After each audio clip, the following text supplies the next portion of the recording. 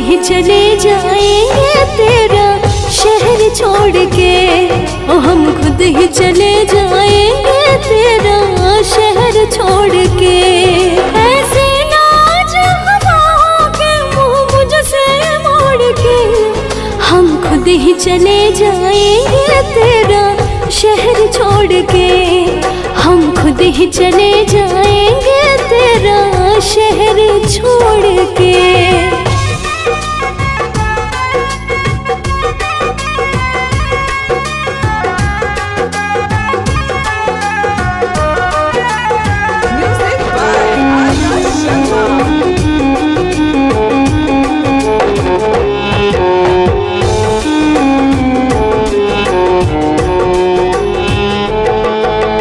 कुछ गम नहीं है इसका मिटे मेरे अरमान, ठुकराने वाले मुझ पे तू करना एक एहसान।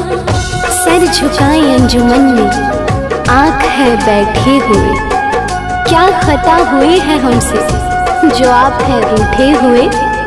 देख लो अब वक्त ए रुखसत प्यार की बेताबियां, देख लो अब वक्त ए रुखसत प्यार की बेताबियां।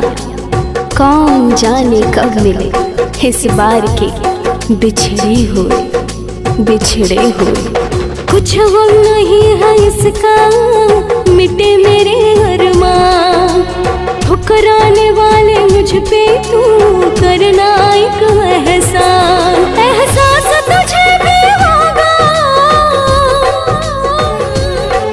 एहसास तुझे भी होगा दिल मेरा तोड़ के, हम खुद ही चले जाएंगे तेरा शहर छोड़